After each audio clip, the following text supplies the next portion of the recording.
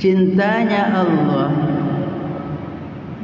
dan ingat berzikir kepadanya ketika ia menguasai hatinya seorang hamba, maka ia menguasai ruhnya. Wasawara ma'hu wa jalisuhu, maka ia senantiasa bersama Allah di mana saja ia berada di dalam majelisnya. Artinya ketika zikir dengan hati itu, zikir dengan lidah sampai masuk ke dalam hati itu sehingga menguasai hatinya. Artinya seakan-akan dia sudah tidak ada lagi kecuali ingat Allah dengan hatinya sampai masuk ke dalam ruhnya, maka ia selalu menjadi temannya, selalu bersama dengan Allah dimanapun, di majelis manapun ia berada. Kalau sudah masuk ke dalam hati. Waluzumu zikri inda ahli tariqi min arkani wassalallah, melazimi zikir, merutinkan zikir menurut para ahli tariqat termasuk rukun-rukun yang dapat mengantarkan sampai kepada Allah. Jadi menurut para ahli tariqat, melazimi atau merutinkan zikir itu termasuk rukun yang bisa mengantarkan sampai kepada Allah. Artinya kalau mau sampai perjalanannya menuju mendapatkan ridha Allah, maka harus melazimi, merutinkan zikir. Itu namanya luzum. Tidak hanya sekali-sekali saja. Luzum itu selalu menjadi rutin. Wa huwa salasatu aqsamin. Itu ada 3 macam. Ada 3 macam zikir yang bisa mengantarkan untuk mendapatkan ridhonya Allah. Zikrul awami bil lisan. Pertama, zikirnya orang awam dengan melalui lidah.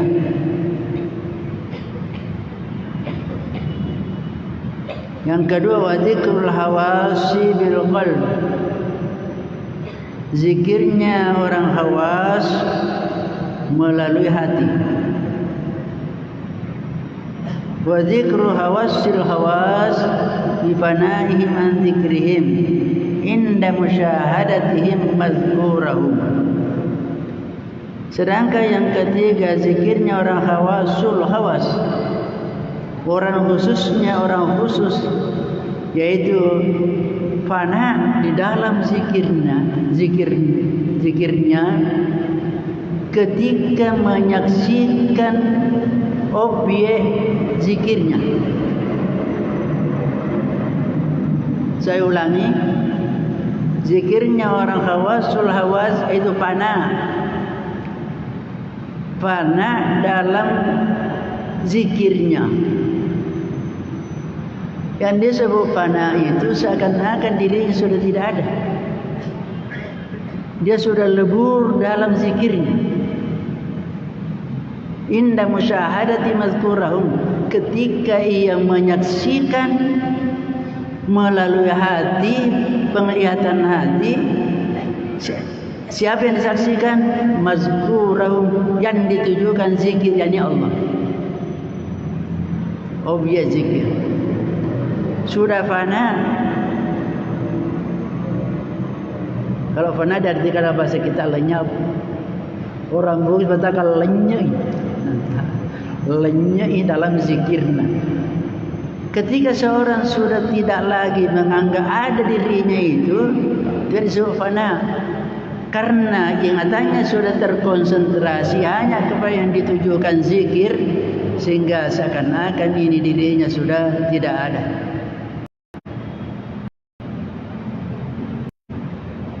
Hatta yakuna al-haqqu mashhudan lahu fi kulli hal. Sampai Allah al-haq menjadi yang disaksikan dalam segala keadaannya.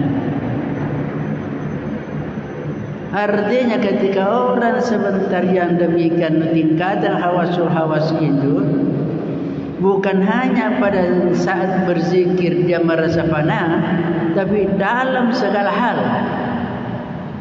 dalam segala keadaannya. Apakah berzikir atau tidak, dalam keadaan duduk, berdiri, dan dalam keadaan badan, dalam keadaan tidur, itu semuanya sudah berada di dalam penyaksiannya kepada Allah. Penyaksian dalam arti penyaksian bukan penyaksian penglihatan melalui mata, kepala, tapi ialah penyaksian dalam mata hati. Itu namanya syuhud. Jadi di sini ada 3 cara. Ada zikirnya orang awam, ada zikirnya orang khawas, ada zikir hawasul hawas. Dan tidak mungkin orang mencapai hawasul hawas kalau tidak melewati hawas. Dan tidak bisa orang langsung kepada hawas kalau tidak pernah melewati zikir awam. Zikir awam dengan lidah. Dengan lidah. Zikirnya hawas dengan hati. Dengan hati. Zikirnya hawasul hawas sudah tidak ada lagi itu. Kenapa? Karena yang disaksikan ialah yang ditujukan zikir. Dia sudah tidak ada diri. Dan itu tidak gampang dicapai. Karena zikir awam saja itu berat. Berat zikir itu seperti kita biasa jelaskan. Zikir itu adalah ibadah yang paling gampang. Tetapi sedikit sekali orang yang mampu. Nah, itu masalahnya. Kenapa sedikit orang yang mau? Karena sesuatu itu punya pahala yang sangat besar. Tidak gampang untuk mendapatkan pahala besar. Sehingga sedikit orang yang mampu melakukan. Karena orang yang mampu melakukan berarti mendapatkan anugerah dan pertolongan dari Allah.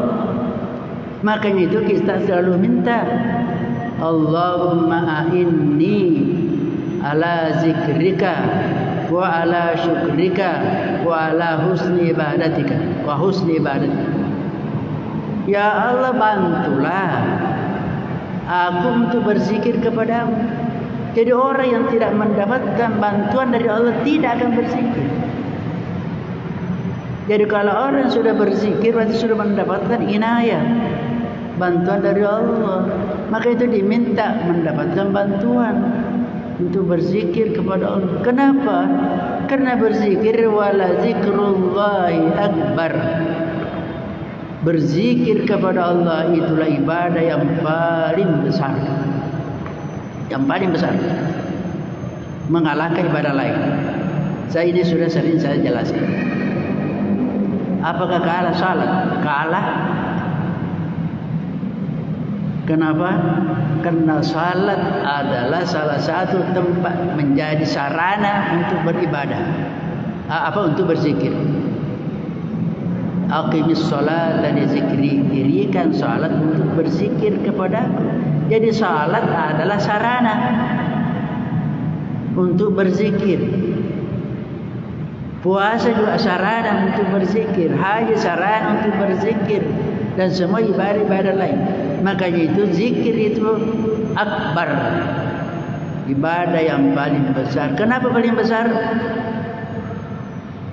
Karena sholat tidak bisa dilakukan kalau belum masuk waktunya. Dan tidak bisa kita sholat kalau tidak ada wudu. Tidak bisa kita sholat kalau tempat yang memang tidak memungkinkan. Tempatnya sempit, kita di kendaraan, tidak mungkin sholat kalau kita naik motor. Tidak mungkin kita sholat kalau sementara olahraga. Tapi berzikir bisa. Berzikir tidak ada waktu tertentu. Tidak ada. Kapan saja dan di mana saja. Apakah ada wudu atau tidak ada wudu, boleh berzikir. Itu keistimewaannya zikir. Tidak dibatasi oleh waktu dan tidak dibatasi oleh tempat. Sehingga dikatakan akbar. Tetapi sedikit orang yang mau. Kenapa? Karena mahal. Barang yang mahal tidak banyak orang mampu beli. Hanya orang yang banyak uangnya. Artinya karena mahalnya itu yang bisa melakukan orang yang besar imannya, banyak uangnya itu. Banyak, gampang sekali itu zikir, gampang sekali. La ilaha illallah gampang sekali. Begitu gampangnya la ilaha illallah, tidak ada hurufnya menggunakan bibir. Tidak ada huruf ba, tidak ada ba. Biar tidak bergerak bibir bisa mengucapkan la ilaha illallah. Oleh karena itu ketika orang dalam keadaan sakaratul maut masih bisa mengucapkan itu. Kenapa? Tidak perlu bergerak bibir. Begitu gampangnya. Tapi sedikit orang yang mau karena mahal. Karena mahal. Jadi itu zikirnya orang khawas melalui hati.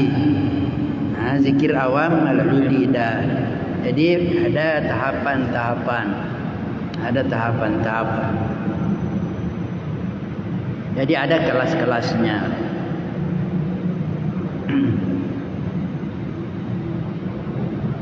Qalu wa laysa lil musafiri ila Allah fi suluki anfa'u min adh-dhikr al-mufrad al-qati min al-afidatil aghyarah wa huwa Allah wa qad warra fi haqiqati adh-dhikri wa tajalliyatihi ma la yafhamu illa ahlul zawq.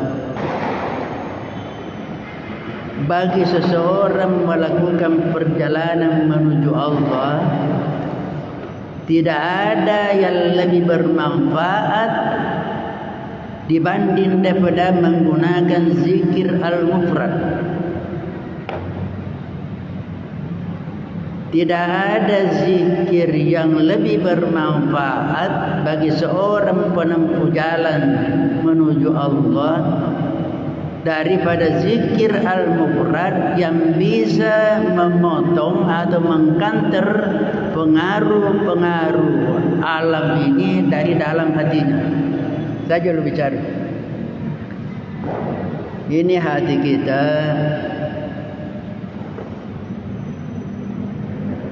terkadang penuh dengan pengaruh-pengaruh alam, makhluk.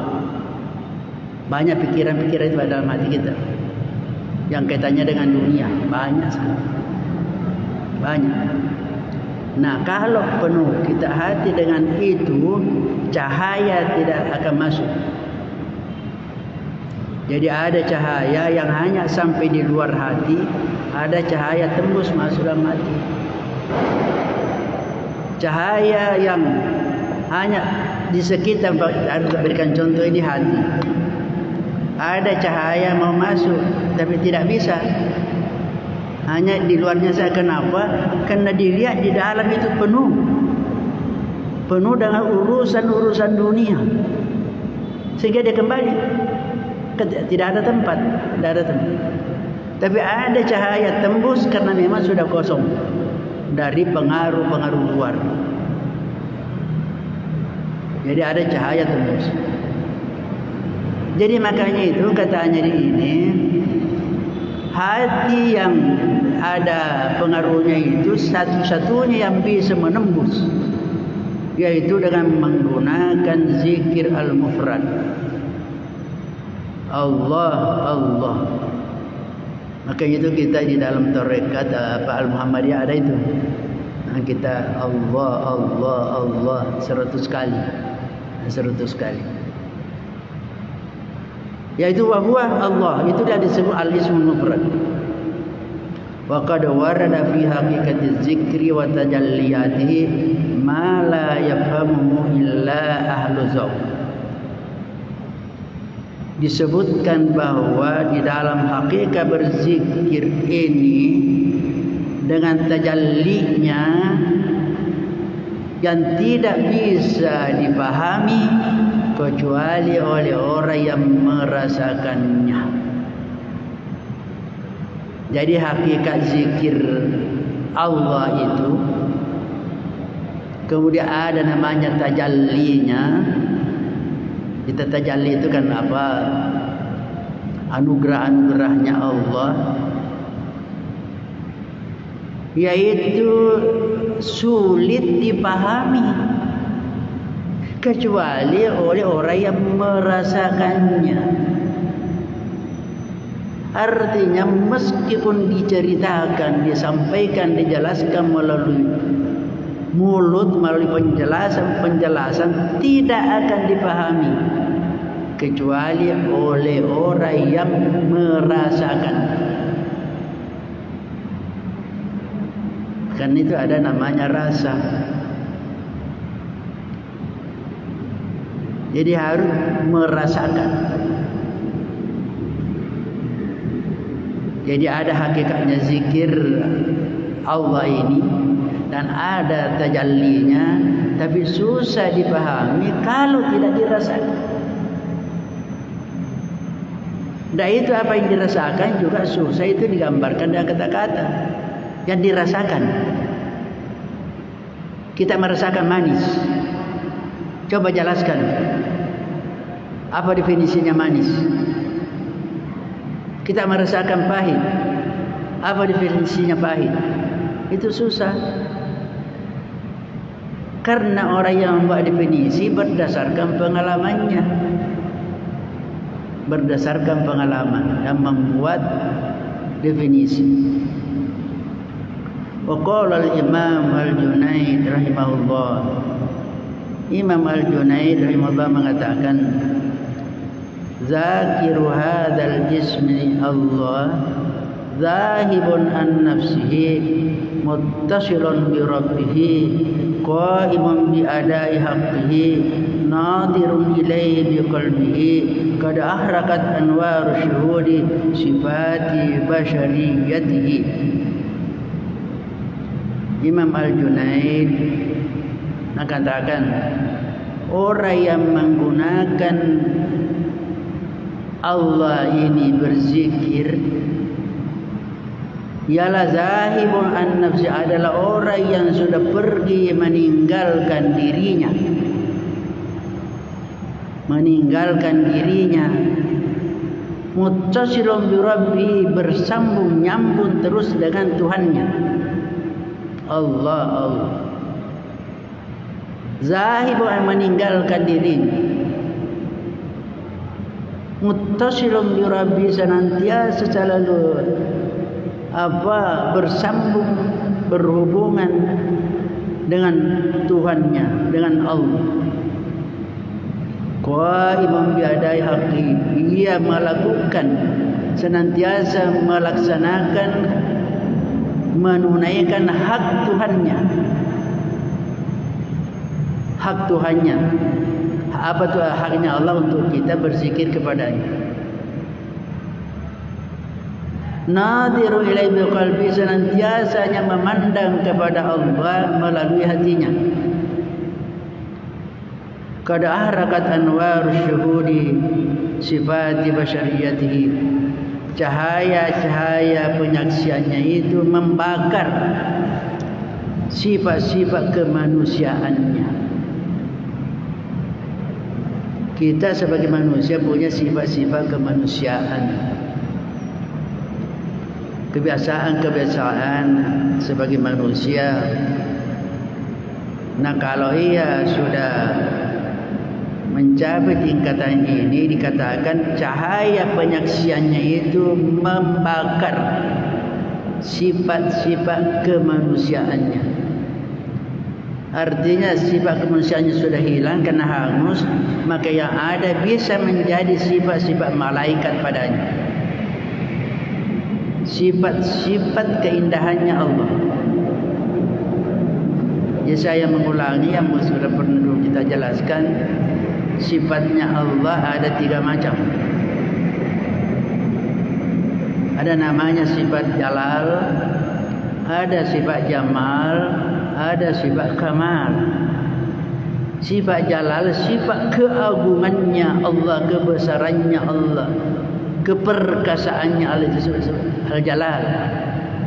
Sedangkan sifat al-jamal, sifat keindahannya Allah, sifat kelembutannya Allah, sifat maha kekasihnya Allah. Sedangkan sifat al-kamal, sifat kesempurnaannya Allah. Yang mana disebut sifat al-jalal? Ada namanya Allah al-jabbar, yang maha memaksa, al-qahhar, al-muntaqim, al-darru. Yaitu sifat itu disebut sifat-sifat jalal. Al-muizzu, yang maha perkasa, al-muzillu. Kemudian ada sifat jamal, sifat keindahannya Allah apa? Ar-Rahman, Ar-Rahim, Ar-Rauf, As-Sabur, Asy-Syakur.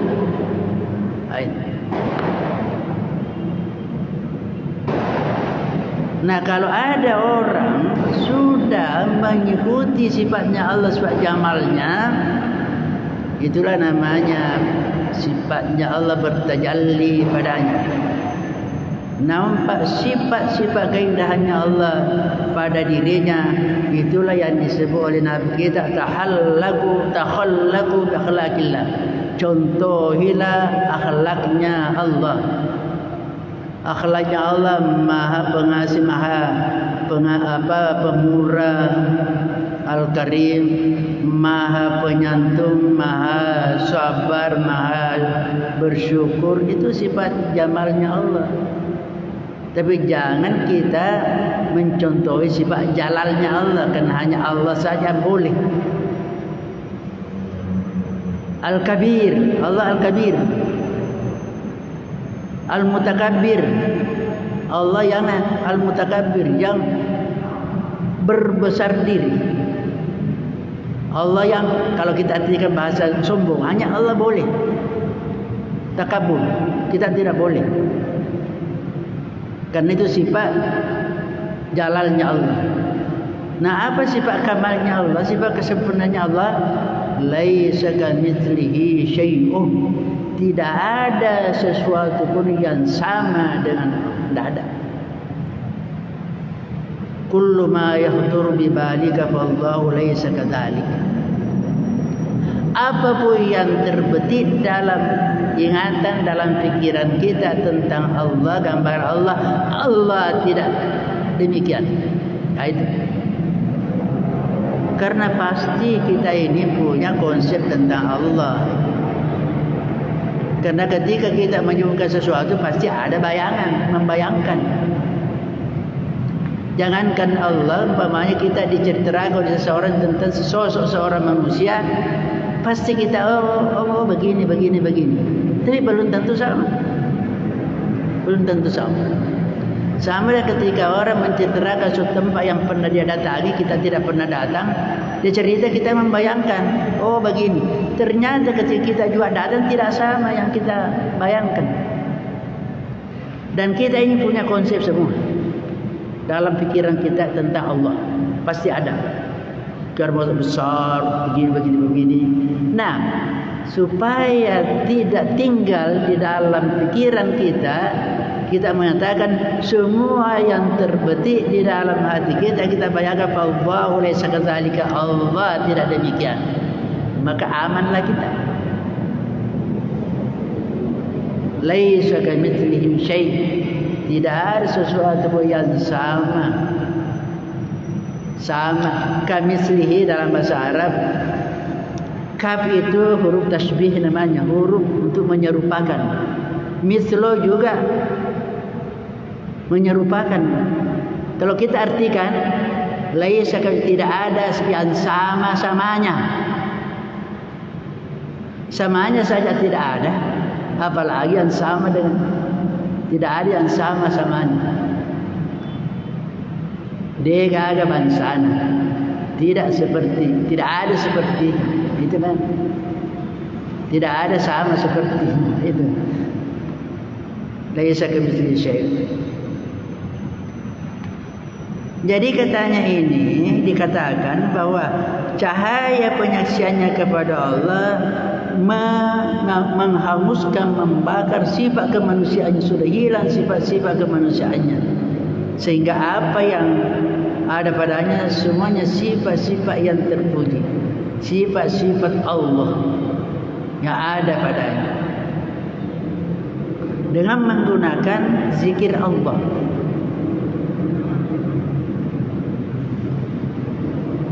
Wa qala sayyidi Abul Abbas Al-Mursi rahimahullah, liyakun zikruka Allah Allah. Abul Abbas Al-Mursi ini adalah gurunya Imam Ibnu Athaillah yang kuburannya berada di Iskandaria, dan saya sudah pernah menziarahi itu Abul Abbas Al-Mursi. Tidak jauh kuburannya Al-Busiri, itu dikenal itu Al-Busiri, ahli syair yang ada di Barzanji, itu kubahan-kubahannya Al-Busiri namanya.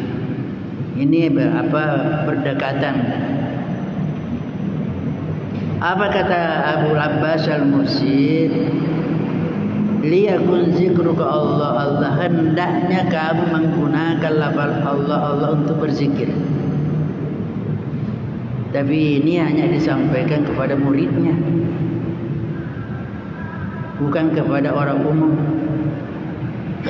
Fa inna hadzal isma sultanul asma, karena nama ini Allah itu adalah sultannya, penguasanya semua nama-nama Allah. 99 nama Asma Al-Husna. Tapi bukan hanya itu namanya Allah. Nama Allah ada sekitar 250 dalam Al-Quran dan dalam hadis. Tapi yang terbaik, terindah Al-Husna 99. Kemudian yang menjadi ibaratkan presidennya, penguasanya, sultannya ialah Allah. Sehingga kata Allah tidak boleh ada seorang pun mengambil nama baginya. Tidak boleh. Termasuk agama-agama lain, tidak ada boleh mengambil nama Allah. Kalau mau mengambil nama Allah tambah abdu, tidak banyak Abdullah, Abdul Rahman, Abdul Rahim. Jadi disebut Sultanul Asma, pimpinannya, sultannya, nama-nama Allah yang lain. Walahu bisatun wa samarah, yang mempunyai tempat hamparan dan ada buahnya. Bisat itu yang disebut bisat, ini semua tiga disebut bisat, hamparan. Hamparan untuk kita manfaatkan di situ. Al-bisat namanya itu. Jadi sesuatu yang dihamparkan, dibuka itu bisat namanya. Makanya orang yang Allah luaskan rizkinya namanya bastur rizq. Bastur rizq. Dan juga punya buah ini, nama ini. Fabisatu, apa itu namanya bisatnya, hamparannya? Tempat kita namanya kalau mau tempat duduk atau istirahat. Apa itu bisatu? Al-ilmu, yaitu ilmu tentang tauhid itu harus kita tahu ilmunya. Wa samaratu an-nur, sedangkan buahnya hasilnya ialah cahaya. Dia ada ilmu tentang Allah itu. Saya kira mungkin dulu saya sudah jelaskan lafal Allah itu. Kalau dibuang huruf-hurufnya itu kita sudah jelaskan. Jadi buahnya itu adalah cahaya. Kalau sudah ada ilmunya, maka tinggal menunggu buahnya hasilnya. Walaysa an-nur masudan li zati, tapi sebenarnya bukan menjadi tujuan utama, yaitu cahaya itu bukan. Bukan hanya itu cahayanya yang menjadi tujuan, tetapi balamma yakau lima yakau bihi minal kasy wal iyan. Tetapi yaitu nanti akan terjadi namanya al-kasyfu wal iyan. Kasyaf dengan iyan. Kasyaf terbukanya tirai hijab dan memandang secara langsung, itu namanya al-iyan. Jadi bukan cahayanya menjadi tujuan. Jadi cahayanya ibarat dia yang memberi cahaya untuk tersingkapnya sesuatu yang tadinya tertutup dan bisa menatapnya secara langsung. Jadi ada namanya al-kasyf. Istilah dalam ilmu tasawuf, kasyaf. Kasyaf itu terungkapnya yang tadinya gaib sehingga bisa melihat yang gaib.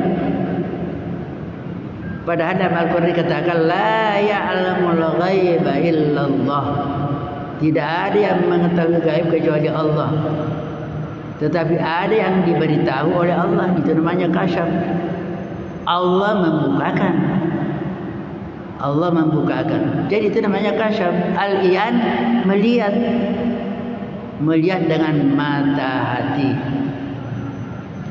Jadi fayam bagi kesar min zikri, maka seyogianya lah memperbanyak berzikir dengan menggunakan Allah. Wa ikhtiyaru wala sa'il adzkar. Dan kalau perlu dipilih, dikhususkan zikir Allah ini daripada zikir-zikir yang lain. Itu ini menurut Abu Abbas Al-Mursi. Kenapa? Litadammunihi jami'a ma fi la ilaha illallah minal aqaidi wal ulumi wal adabi wal haqaiq. Karena pada lafal Allah itu sudah terhimpun di dalamnya makna la ilaha illallah. Apa terhimpun? Berkaitan dengan akidah. Akidah kan tidak ada sebesar Allah. Juga terkandung padanya ilmu, juga terkandung padanya adab-adab dan hakikat dan seterusnya. Jadi apa? Allah sudah terhimpun la ilaha illallah. La ilaha illallah. Karena la ilaha illallah disebut zikir nafi isbat. Nafi isbat. Kita mengatakan la ilaha itu nafi, meniadakan Tuhan-Tuhan yang lain. Illallah isbat, menetapkan bahwa Allah lah yang disembah. Maka ketika baca Allah berarti itu kesimpulan dari sudah terkandung makna la ilaha illallah. Wa qala al-arif billahi ibn Ajibah. Ibnu Ajibah masih ada waktu ya. Ibnu Ajibah menjelaskan, Ibnu Ajibah ini yang mensyarahi hikamnya Ibnu Athaillah, seorang juga sufi besar, wali besar, dengan bukunya Iqadul Himam fi Syarhil Hikam, tebal buku. Apa dia katakan? Fal ismul mufrad Allah, nama tunggalnya Allah yaitu Allah itu huwa sultanul asma wa huwa ismullahil azam. Itulah sultannya nama-nama Allah, dan itu pula disebut namanya Allah al-azam, nama Allah yang paling agung. Nabi mengatakan Allah mempunyai nama yang al-azam. Siapa yang menggunakan meminta kepada Allah, Allah akan memenuhi permintaannya. Siapa yang menggunakan berdoa kepada Allah, Allah akan mengijabah doanya. Al-Ismul Azam. tetapi Nabi tidak menyebut yang mana, sehingga para ulama berijtihad. Sehingga termasuk ini Abul Abbas Al-Mursi, Ibnu Ajibah mengatakan bahwa yang dimaksud Ismul Azam ialah Allah, ialah nama Allahu, itulah Ismul Azam. Wala yazalul muridu bi zikri bi lisanihi wa yatazza hatta yamtazija bi lahmihi wa damihi wa tasri anwaru fi kulliyati wa juz'iyati. Seorang murid yang senantiasa berzikir dengan lidahnya sehingga bergetar,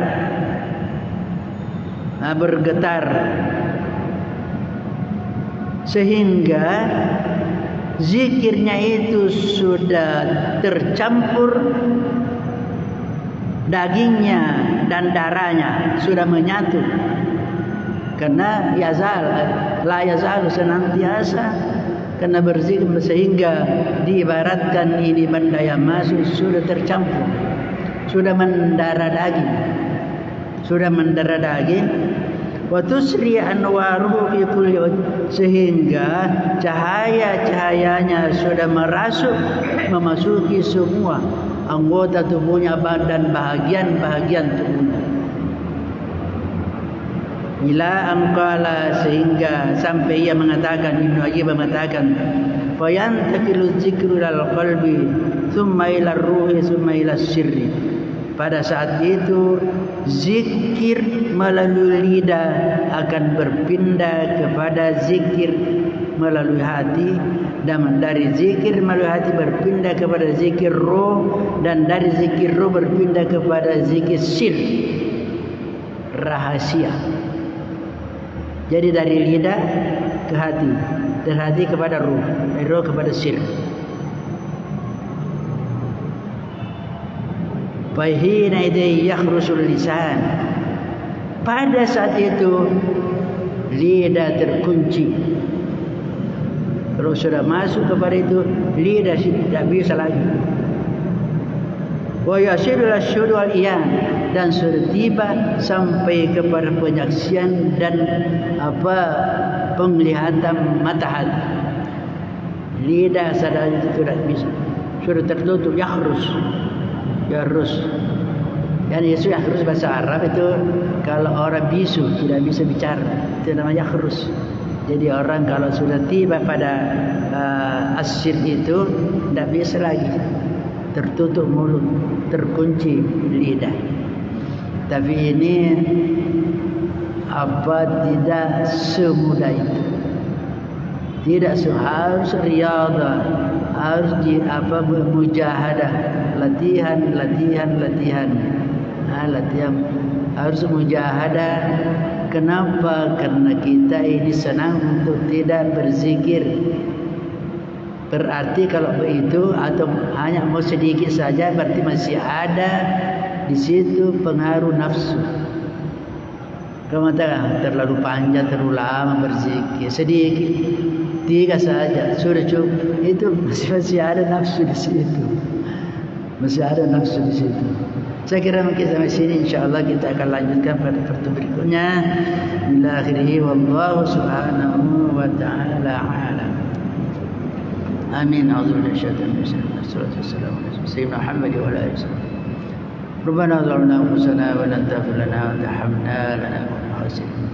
Rabbana la tuzigh qulubana ba'da idh hadaytana wa hab lana min ladunka rahmah innaka antal wahhab. Rabbana bina sabra wa taqaddamna sabqan kabir. Allahumma nawwir qulubana bi nuri hidayatika kama nawwartal arda bi nuri syamsika abada bi rahmatika ya arhamar rahimin. Allahumma iftah lana futuhal arifin. Allahumma iftah lana futuhal arifin. Allahumma iftah lana futuhal arifin. Rabbana hab lana min azwajina wa dhurriyyatina qurrata a'yun waj'alna lil muttaqina imama. Rabbana atina fid dunya hasanah wa fil akhirati hasanatan wa qina adzabannar. Sallallahu alaihi wasallam Muhammadin nabiyil ummi wa ala alihi wasallam. Subhana rabbika rabbil izzati amma yasifun wa salamun alal mursalin walhamdulillahi rabbil alamin. Al-Fatihah. Wallahu a'lam. Assalamualaikum warahmatullahi wabarakatuh. Wa ruhihi wa syaramahu wa jalisuhu. Cintanya Allah dan ingat berzikir kepadanya ketika ia menguasai hatinya seorang hamba, maka ia menguasai ruhnya. Wa syaramahu wa jalisuhu, maka ia senantiasa bersama Allah di mana saja ia berada di dalam majelisnya. Artinya ketika zikir dengan hati itu, dizikir dengan lidah sampai masuk ke dalam hati itu sehingga menguasai hatinya. Artinya seakan-akan dia sudah tidak ada lagi kecuali ingat Allah dengan hatinya sampai masuk ke dalam ruhnya, maka ia selalu menjadi temannya, selalu bersama dengan Allah dimanapun, di majelis manapun ia berada. Kalau sudah masuk ke dalam hati. Waluzumu zikri inda ahli tariqi min arkani wassalallah. Melazimi zikir,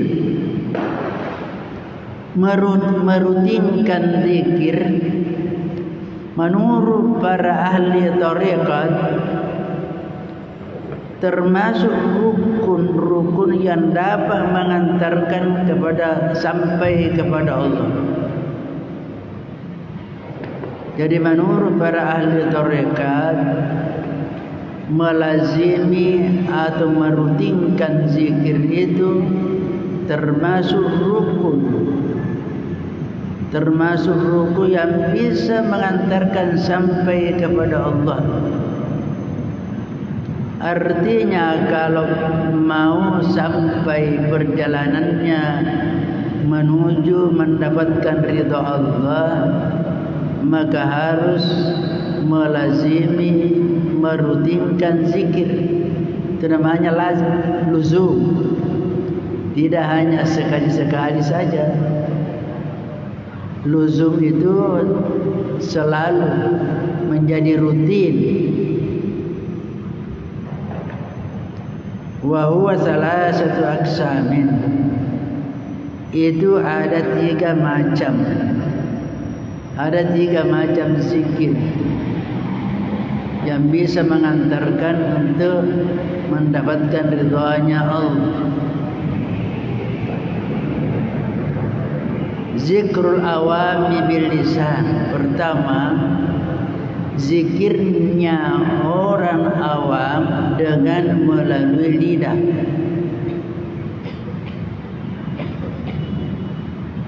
Yang kedua, wa zikrul hawasi bil qalb.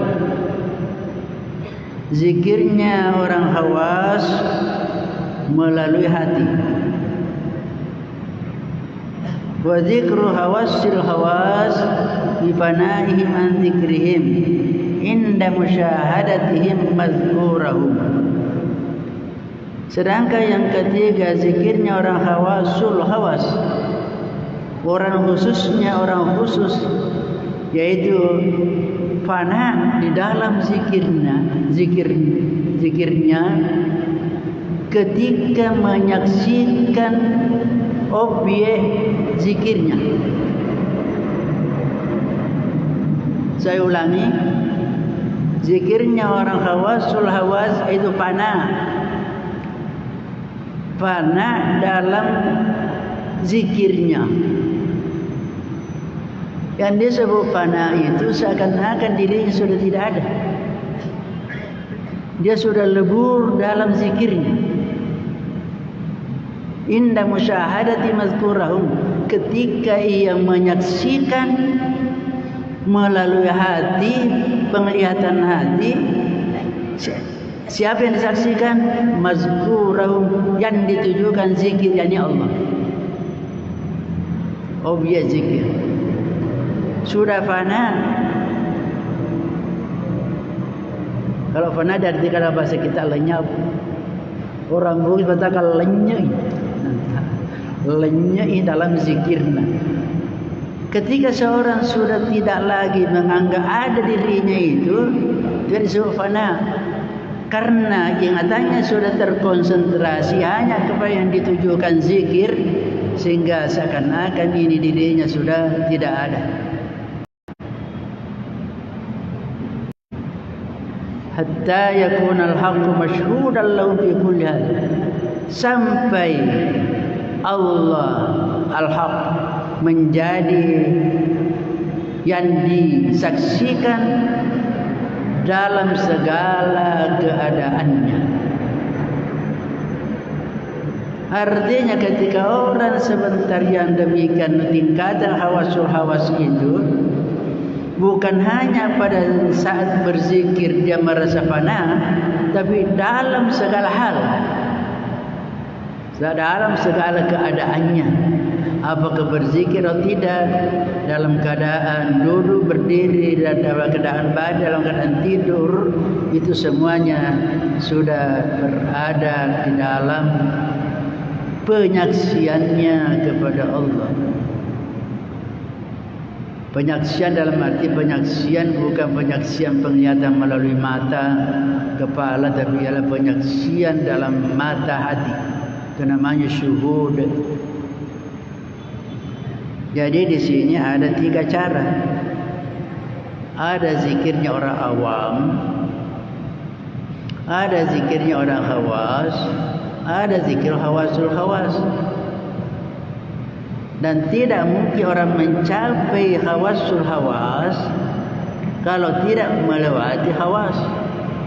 Dan tidak bisa orang langsung kepada hawas kalau tidak pernah melewati zikir awam. Zikir awam dengan lidah. Dengan lidah.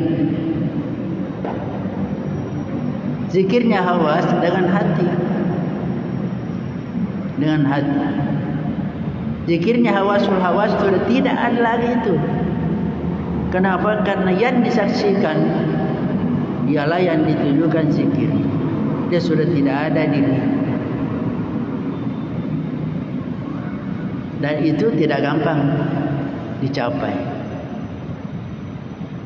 Karena zikir awam saja itu berat. Berat zikir itu seperti kita biasa jelaskan. Zikir itu adalah ibadah yang paling gampang. Tetapi sedikit sekali orang yang mampu. Nah, itu masalahnya. Kenapa sedikit orang yang mampu? Karena sesuatu itu punya pahala yang sangat besar.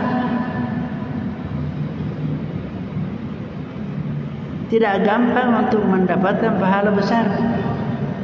Sehingga sedikit orang yang mampu melakukan. Karena orang yang mampu melakukan berarti mendapatkan anugerah dan pertolongan dari Allah.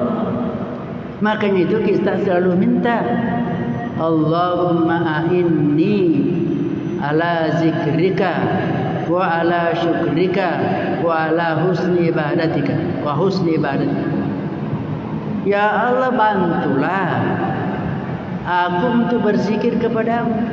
Jadi orang yang tidak mendapatkan bantuan dari Allah tidak akan berzikir. Jadi kalau orang sudah berzikir berarti sudah mendapatkan inayah, bantuan dari Allah. Maka itu diminta mendapatkan bantuan untuk berzikir kepada Allah. Kenapa?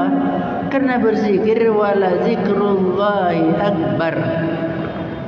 Berzikir kepada Allah itulah ibadah yang paling besar. Yang paling besar. Mengalahkan ibadah lain. Saya ini sudah sering saya jelaskan. Apakah kalah salat? Kalah. Kenapa? Karena salat adalah salah satu tempat menjadi sarana untuk beribadah. Untuk berzikir. Aqimis salat dan zikri, dirikan salat untuk berzikir kepadaku. Jadi salat adalah sarana untuk berzikir. Puasa juga sarana untuk berzikir, haji sarana untuk berzikir, dan semua ibadah-ibadah lain.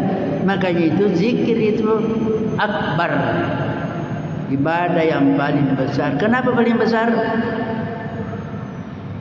Karena sholat tidak bisa dilakukan kalau belum masuk waktunya, dan tidak bisa kita sholat kalau tidak ada wudu. Tidak bisa kita sholat kalau tempat yang memang tidak memungkinkan. Tempatnya sempit, kita di kendaraan, tidak mungkin sholat kalau kita naik motor. Tidak mungkin kita sholat kalau sementara olahraga. Tapi berzikir bisa. Berzikir tidak ada waktu tertentu, tidak ada. Kapan saja dan di mana saja. Apakah ada wudu atau tidak ada wudu, boleh berzikir. Itu keistimewaannya zikir. Tidak dibatasi oleh waktu dan tidak dibatasi oleh tempat. Sehingga dikatakan akbar. Tetapi sedikit orang yang mau. Kenapa? Karena mahal. Barang yang mahal tidak banyak orang mampu beli. Hanya orang yang banyak uangnya. Artinya karena mahalnya itu, yang bisa melakukan orang yang besar imannya, banyak uangnya itu. Banyak, gampang sekali itu zikir, gampang sekali. La ilaha illallah gampang sekali. Begitu gampangnya la ilaha illallah, tidak ada hurufnya menggunakan bibir. Tidak ada huruf ba, tidak ada ba. Biar tidak bergerak bibir bisa mengucapkan la ilaha illallah. Oleh karena itu, ketika orang dalam keadaan sakaratul maut masih bisa mengucapkan itu. Kenapa? Tidak perlu bergerak bibir. Begitu gampangnya. Tapi sedikit orang yang mau, karena mahal. Karena mahal. Jadi itu zikirnya orang khawas melalui hati.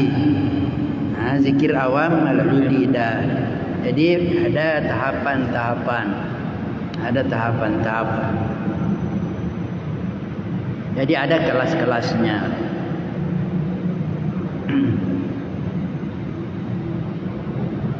Qalu wa laysa lil musafiri ila Allah fi suluki anfa'u min adh-dhikr al-mufrad al-qati min al-afidatil aghyarah wa huwa Allah. Wa qad warra fi haqiqati adh-dhikri wa tajalliyatihi ma la yafhamu illa ahlul zawq. Bagi seseorang melakukan perjalanan menuju Allah, tidak ada yang lebih bermanfaat dibanding daripada menggunakan zikir al-mufrad. Tidak ada zikir yang lebih bermanfaat bagi seorang penempuh jalan menuju Allah daripada zikir al-mufrad yang bisa memotong atau mengkanter pengaruh-pengaruh alam ini dari dalam hatinya. Saja lu bicara. Ini hati kita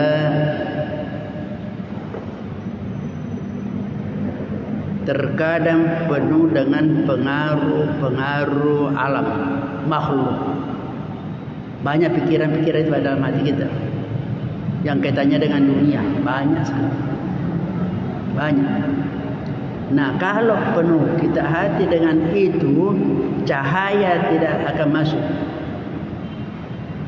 Jadi ada cahaya yang hanya sampai di luar hati, ada cahaya tembus masuk dalam hati. Cahaya yang hanya di sekitar, berikan contoh ini hati. Ada cahaya mau masuk tapi tidak bisa. Hanya di luarnya saja. Kenapa? Karena dilihat di dalam itu penuh dengan urusan-urusan dunia. Sehingga dia kembali. Tidak ada tempat. Tapi ada cahaya tembus karena memang sudah kosong dari pengaruh-pengaruh luar. Jadi ada cahaya tembus. Jadi makanya itu katanya di ini, hati yang ada pengaruhnya itu satu-satunya yang bisa menembus, yaitu dengan menggunakan zikir al-mufrad. Allah, Allah. Makanya itu kita di dalam tarekat Al-Muhammadiyah ada itu. Kita Allah, Allah, Allah 100 kali. 100 kali. Yaitu wa huwa Allah, itu dah disebut al-ismul mufrad. Wa qad warada fi haqiqati dzikri wa tajalliyatihi ma la yafhamuhu illa ahlu dzauq. Disebutkan bahwa di dalam hakikat berzikir ini dengan tajallinya yang tidak bisa dipahami kecuali oleh orang yang merasakannya. Jadi hakikat zikir Allah itu kemudian ada namanya tajallinya. Kita tajalli itu kan apa? Anugerah-anugerahnya Allah, yaitu sulit dipahami kecuali oleh orang yang merasakannya. Artinya meskipun diceritakan, disampaikan, dijelaskan melalui mulut, melalui penjelasan tidak akan dipahami kecuali oleh orang yang merasakan.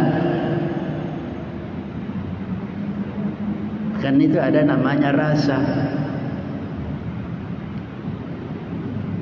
Jadi harus merasakan. Jadi ada hakikatnya zikir Allah ini dan ada tajallinya, tapi susah dipahami kalau tidak dirasakan. Dan itu apa yang dirasakan juga susah itu digambarkan dengan kata-kata yang dirasakan. Kita merasakan manis. Coba jelaskan apa definisinya manis.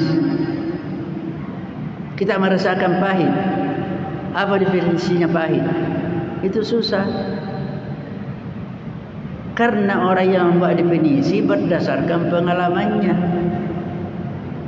Berdasarkan pengalaman yang membuat definisi. Wa qala al-Imam Al-Junaid rahimahullah. Imam Al-Junaid rahimahullah mengatakan, zakiru hadzal ismi Allah zahibun an nafsihi muttasilun bi rabbih qaimun bi adai haqqihi nadirun ilayhi bi qalbihi qad ahrakat anwaru syuhudi sifati bashariyatihi. Imam Al-Junaid mengatakan orang yang menggunakan Allah ini berzikir ialah zahibun an nafsi, adalah orang yang sudah pergi meninggalkan dirinya. Meninggalkan dirinya. Muttasilun bi rabbi, bersambung nyambung terus dengan Tuhannya.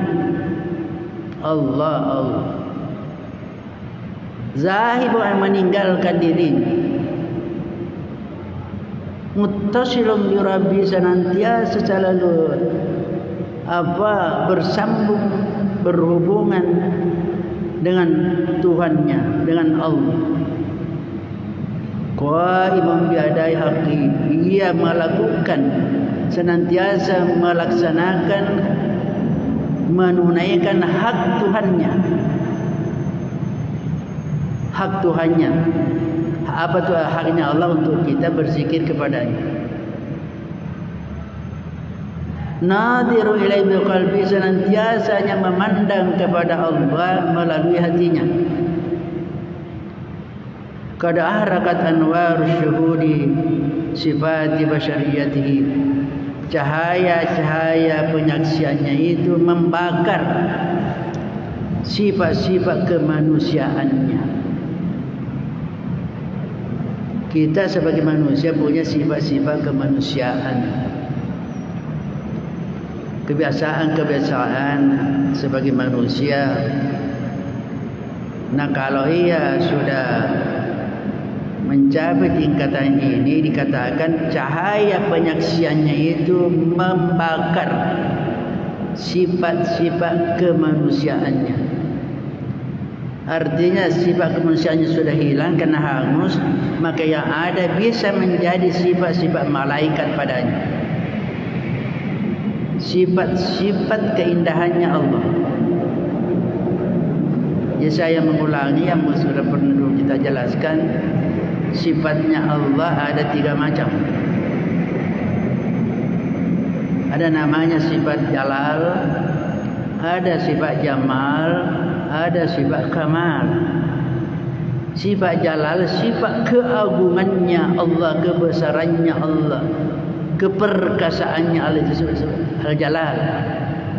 Sedangkan sifat al-jamal, sifat keindahannya Allah, sifat kelembutannya Allah, sifat maha kekasihnya Allah. Sedangkan sifat al-kamal, sifat kesempurnaannya Allah. Yang mana disebut sifat al-jalal? Ada namanya Allah al-jabbar, yang maha memaksa, al-qahhar, al-muntaqim, al-darru. Yaitu sifat itu disebut sifat-sifat jalal. Al-muizzu, yang maha perkasa, al-muzillu. Kemudian ada sifat jamal, sifat keindahannya Allah apa? Ar-Rahman, Ar-Rahim, Ar-Rauf, As-Sabur, Asy-Syakur.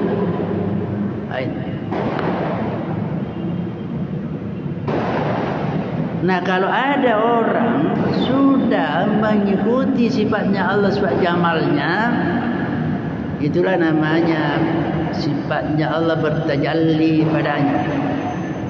Nampak sifat-sifat keindahannya Allah pada dirinya, itulah yang disebut oleh Nabi kita takhallaku bi akhlaqillah. Contohilah akhlaknya Allah.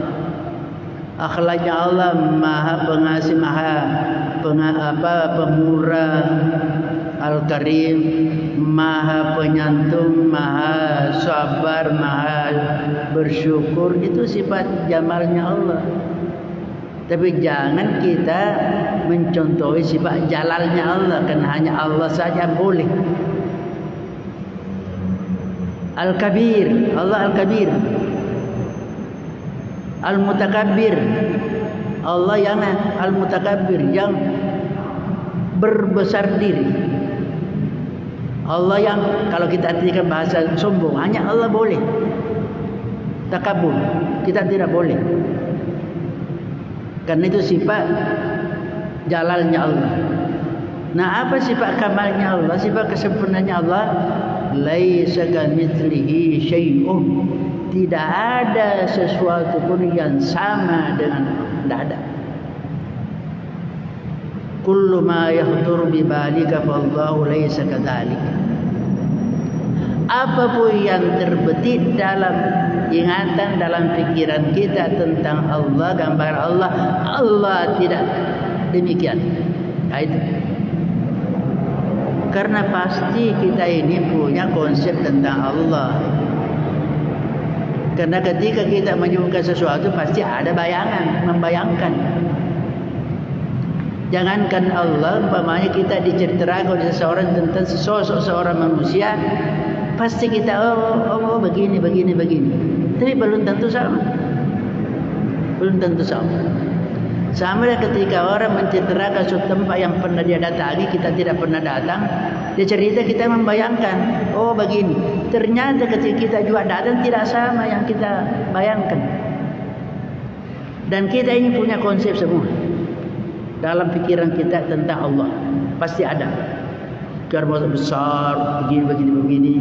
Nah, supaya tidak tinggal di dalam pikiran kita, kita mengatakan semua yang terbetik di dalam hati kita bayangkan, Allahu laisa kadzalika, Allah tidak demikian. Maka amanlah kita.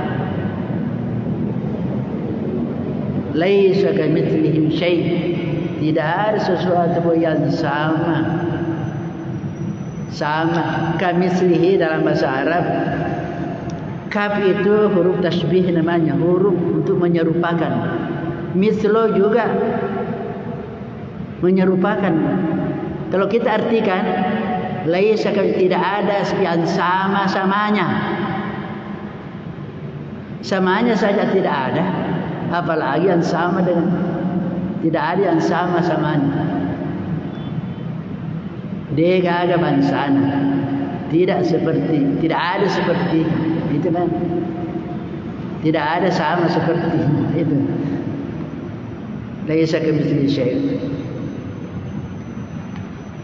Jadi katanya ini dikatakan bahwa cahaya penyaksiannya kepada Allah menghanguskan, membakar sifat kemanusiaannya, sudah hilang sifat-sifat kemanusiaannya, sehingga apa yang ada padanya semuanya sifat-sifat yang terpuji, sifat-sifat Allah yang ada padanya, dengan menggunakan zikir Allah.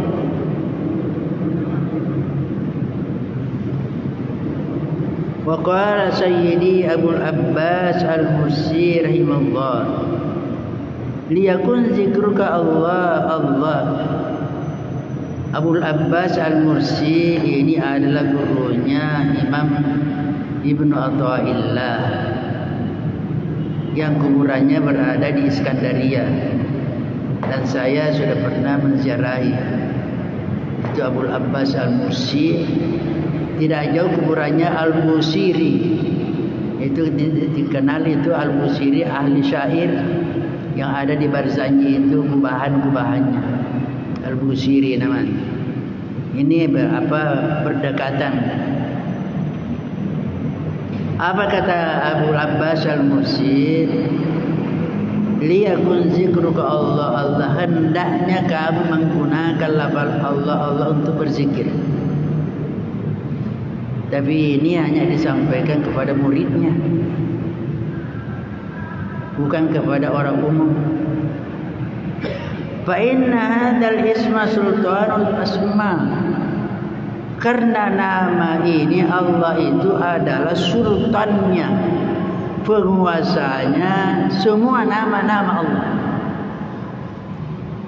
99 nama Asma Al-Husna. Tapi bukan hanya itu namanya Allah. Nama Allah ada sekitar 250 dalam Al-Quran dan dalam hadis. Tapi yang terbaik, terindah Al-Husna 99. Kemudian yang menjadi ibaratkan presidennya, penguasanya, sultannya ialah Allah. Sehingga kata Allah, tidak boleh ada seorang pun mengambil nama baginya. Tidak boleh. Termasuk agama-agama lain, tidak ada boleh mengambil nama Allah. Kalau mau mengambil nama Allah, tambah abdu. Tidak banyak Abdullah, Abdul Rahman, Abdul Rahim. Jadi disebut Sultanul Asma, pimpinannya, sultannya, nama-nama Allah yang lain. Walahu bisatun wa samarah, yang mempunyai tempat hamparan dan ada buahnya. Bisat itu yang disebut bisat, ini semua tiga disebut bisat, hamparan. Hamparan untuk kita manfaatkan di situ. Al-bisat namanya itu. Jadi sesuatu yang dihamparkan, dibuka, itu bisat namanya. Makanya orang yang Allah luaskan rizkinya namanya bastur rizq. Bastur rizq. Dan juga punya buah ini, nama ini. Fabisatu, apa itu namanya bisatnya, hamparannya? Tempat kita namanya kalau mau tempat duduk atau istirahat. Apa itu bisatu? Al-ilmu, yaitu ilmu tentang tauhid. Itu harus kita tahu ilmunya. Wa samaratu an-nur, sedangkan buahnya hasilnya ialah cahaya. Dia ada ilmu tentang Allah itu. Saya kira mungkin dulu saya sudah jelaskan lafal Allah itu. Kalau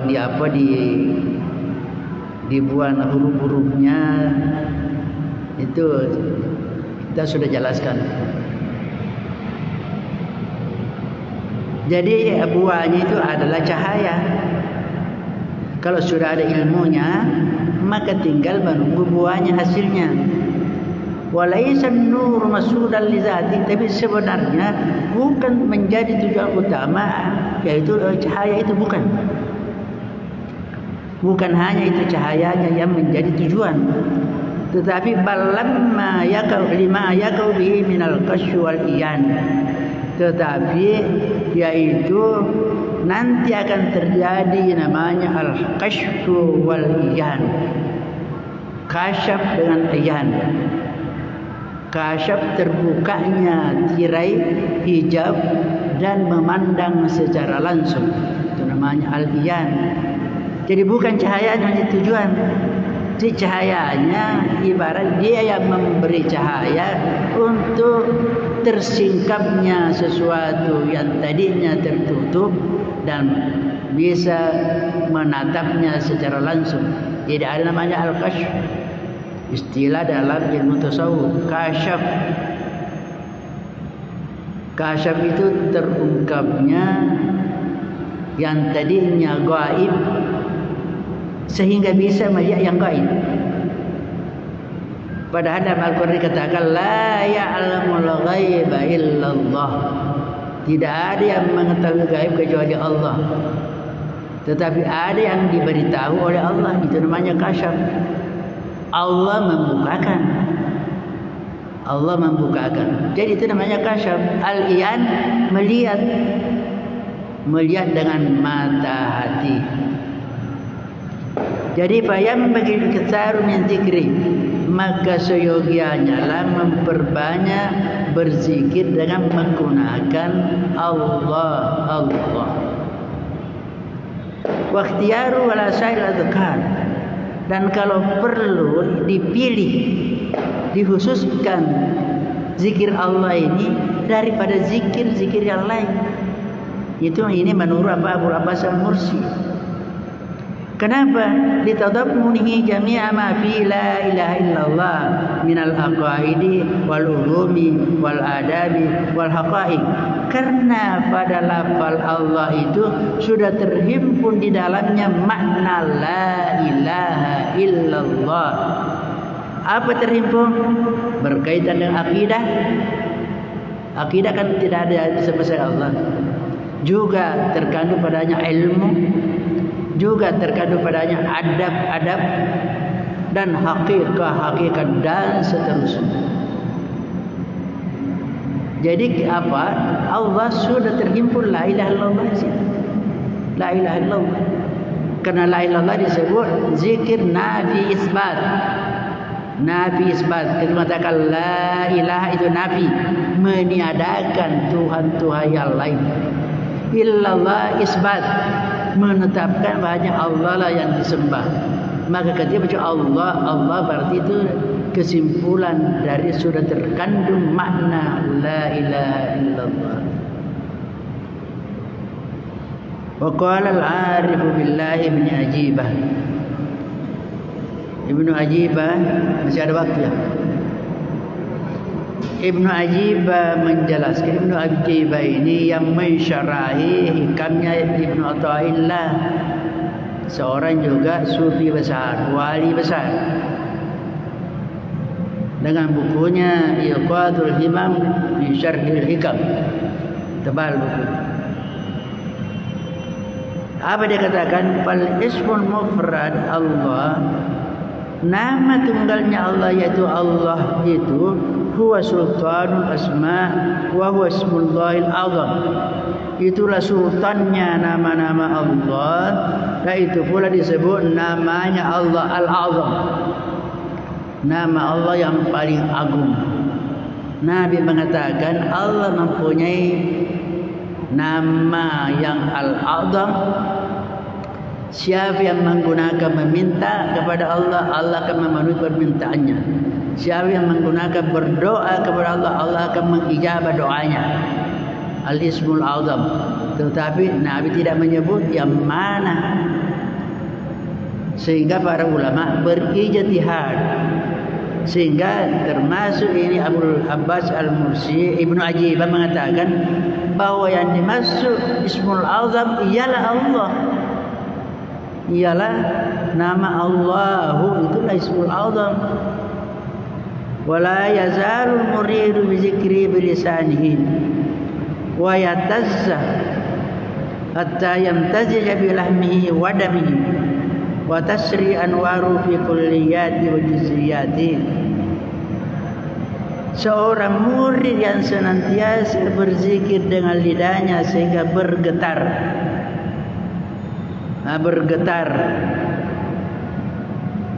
sehingga zikirnya itu sudah tercampur dagingnya dan darahnya, sudah menyatu. Karena la yazal senantiasa, karena berzikir sehingga diibaratkan ini benda yang masuk sudah tercampur, sudah mendarah daging. Wa tusri anwaruhu fi kulli, sehingga cahaya-cahayanya sudah memasuki semua anggota tubuhnya dan bahagian-bahagian tubuhnya. Ila angkala, sehingga sampai ia mengatakan, Ibnu Ajibah mengatakan, fa yantaqilu dzikru lal qalbi thumma ila ruhi thumma ila sirri. Pada saat itu zikir melalui lidah akan berpindah kepada zikir melalui hati, dan dari zikir melalui hati berpindah kepada zikir roh, dan dari zikir roh berpindah kepada zikir sir, rahasia. Jadi dari lidah ke hati, dari hati kepada roh, dari roh kepada sir. Fahina idai yakhrusul lisan. Pada saat itu lidah terkunci. Kalau sudah masuk kepada itu, lidah tidak bisa lagi. Wa yasilu asyhadu wal iyan, dan sudah tiba sampai kepada penyaksian dan penglihatan mata hati. Lidah sadar itu tidak bisa, sudah tertutup. Yakhrus. Dan Yesus yakhrus bahasa Arab itu kalau orang bisu tidak bisa bicara, itu namanya yakhrus.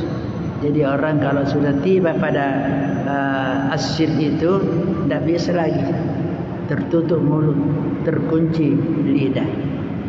Tapi ini tidak semudah itu. Tidak harus riadah, harus mujahadah, latihan, harus mujahadah. Kenapa? Karena kita ini senang untuk tidak berzikir. Berarti kalau begitu atau hanya mau sedikit saja, berarti masih ada di situ pengaruh nafsu. Kalau terlalu panjang, terlalu lama berzikir, sedikit, 3 saja sudah cukup, itu masih ada nafsu di situ. Saya kira mungkin sampai sini, insyaallah kita akan lanjutkan pada pertemuan berikutnya. Ila akhirih, wallahu subhanahu wa ta'ala a'lam. Amin. A'udzubillahi minasyaitonir rajim. Wassalatu wassalamu ala sayyidina Muhammad wa ala alihi wasallam. Rabbana zalamna anfusana wa la taghfir lana wa tarhamna lanakunanna minal khasirin. Rabbana la tuzigh qulubana ba'da idh hadaytana wa hab lana min ladunka rahmah innaka antal wahhab. Rabbana bina sabra wa taqaddamna sabqan kabir. Allahumma nawwir qulubana bi nuri hidayatika kama nawwartal arda bi nuri syamsika abada bi rahmatika ya arhamar rahimin. Allahumma iftah lana futuhal arifin. Allahumma iftah lana futuhal arifin. اللهم افتح لنا فتوح العارفين. ربنا هب لنا من ازواجنا وذرياتنا قرة اعين واجعلنا للمتقين اماما. ربنا اتنا في الدنيا حسنة wa fil akhirati hasanatan wa qina adzabannar. Sallallahu alaihi wasallam Muhammadin nabiyil ummi wa ala alihi wasallam. Subhana rabbika rabbil izzati amma yasifun wa salamun alal mursalin walhamdulillahi rabbil alamin. Al-Fatihah. Allahul muwaffiq. Assalamualaikum warahmatullahi wabarakatuh. Wa ruhihi wa syaramahu wa jalisuhu. Cintanya Allah dan ingat berzikir kepadanya ketika ia menguasai hatinya seorang hamba, maka ia menguasai ruhnya. Wa syaramahu wa jalisuhu, maka ia senantiasa bersama Allah di mana saja ia berada di dalam majelisnya. Artinya ketika zikir dengan hati itu, zikir dengan lidah sampai masuk ke dalam hati itu sehingga menguasai hatinya. Artinya seakan-akan dia sudah tidak ada lagi kecuali ingat Allah dengan hatinya sampai masuk ke dalam ruhnya, maka ia selalu menjadi temannya, selalu bersama dengan Allah dimanapun, di majelis manapun ia berada. Kalau sudah masuk ke dalam hati. Waluzumu zikri inda ahli tariqi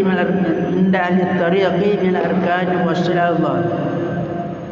Melazimi zikir, merutinkan zikir menurut para ahli tariqat termasuk rukun-rukun yang dapat mengantarkan sampai kepada Allah. Jadi menurut para ahli tarekat, melazimi atau merutinkan zikir itu termasuk rukun yang bisa mengantarkan sampai kepada Allah. Artinya kalau mau sampai perjalanannya menuju mendapatkan ridha Allah, maka harus melazimi, merutinkan zikir. Itu namanya luzum. Tidak hanya sekali-sekali saja. Luzum itu selalu menjadi rutin. Wa huwa salasatu aqsamin. Itu ada 3 macam. Ada 3 macam zikir yang bisa mengantarkan untuk mendapatkan ridhanya Allah. Zikrul awami bil lisan. Pertama, zikirnya orang awam dengan melalui lidah.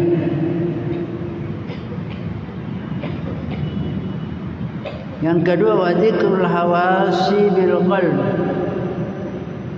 Zikirnya orang hawas melalui hati.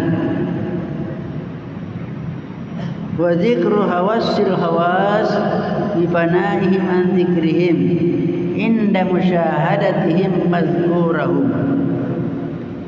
Sedangkan yang ketiga, zikirnya orang hawasul hawas, orang khususnya orang khusus, yaitu fana di dalam zikirnya ketika menyaksikan objek zikirnya. Saya ulangi, zikirnya orang hawasul hawas itu fana dalam zikirnya. Yang disebut fana itu seakan-akan dirinya sudah tidak ada. Dia sudah lebur dalam zikirnya. Inda musyahadati mazkurahum, ketika ia menyaksikan melalui hati, penglihatan hati. Siapa yang disaksikan? Mazkurahum, yang ditujukan zikir, yakni Allah. Objek zikir sudah fana. Kalau fana dari kata bahasa kita lenyap. Orang Bugis katakan lenyap. Lenyap dalam zikirnya. Ketika seorang sudah tidak lagi menganggap ada dirinya itu disebut fana. Karena ingatannya sudah terkonsentrasi hanya kepada yang ditujukan zikir, sehingga seakan-akan ini dirinya sudah tidak ada. Hatta yakuna al-haqqu mashhudan lahu fi kulli hal. Sampai Allah al-haq menjadi yang disaksikan dalam segala keadaannya. Artinya ketika orang sebentar yang demikian tingkatan hawasul hawas itu bukan hanya pada saat berzikir,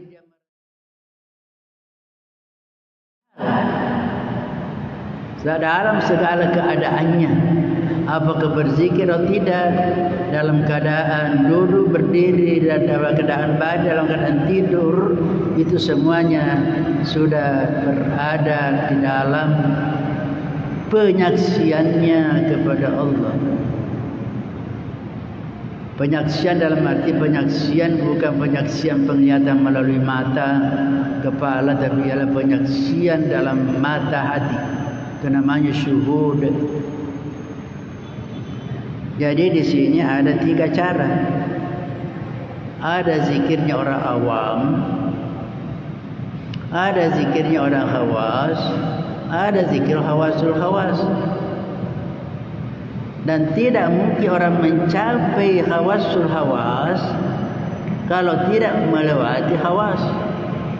Dan tidak bisa orang langsung kepada hawas kalau tidak pernah melewati zikir awam. Zikir awam dengan lidah. Dengan lidah. Zikirnya hawas dengan hati. Dengan hati. Zikirnya hawasul hawas sudah tidak ada lagi itu. Kenapa? Karena yang disaksikan ialah yang ditujukan zikir. Dia sudah tidak ada di diri. Dan itu tidak gampang dicapai. Karena zikir awam saja itu berat. Berat zikir itu seperti kita biasa jelaskan. Zikir itu adalah ibadah yang paling gampang. Tetapi sedikit sekali orang yang mau. Nah, itu masalahnya. Kenapa sedikit orang yang mau? Karena sesuatu itu punya pahala yang sangat besar. Tidak gampang untuk mendapatkan pahala besar. Sehingga sedikit orang yang mampu melakukan. Karena orang yang mampu melakukan berarti mendapatkan anugerah dan pertolongan dari Allah. Makanya itu kita selalu minta, Allahumma a'inni ala zikrika wa ala syukrika wa ala husni ibadatika wa husni ibadatika. Ya Allah, bantulah aku untuk berzikir kepadamu. Jadi orang yang tidak mendapatkan bantuan dari Allah tidak akan berzikir. Jadi kalau orang sudah berzikir berarti sudah mendapatkan inayah, bantuan dari Allah. Maka itu diminta mendapatkan bantuan untuk berzikir kepada Allah. Kenapa? Karena berzikir wala zikrullahi akbar. Berzikir kepada Allah itulah ibadah yang paling besar. Yang paling besar. Mengalahkan ibadah lain. Saya ini sudah sering saya jelaskan. Apakah kalah salat? Kalah. Kenapa? Karena salat adalah salah satu tempat menjadi sarana untuk beribadah. Untuk berzikir. Aqimis salata li zikri, dirikan salat untuk berzikir kepadaku. Jadi salat adalah sarana untuk berzikir. Puasa juga sarana untuk berzikir, haji sarana untuk berzikir, dan semua ibadah-ibadah lain. Makanya itu zikir itu akbar, ibadah yang paling besar. Kenapa paling besar? Karena salat tidak bisa dilakukan kalau belum masuk waktunya, dan tidak bisa kita salat kalau tidak ada wudu.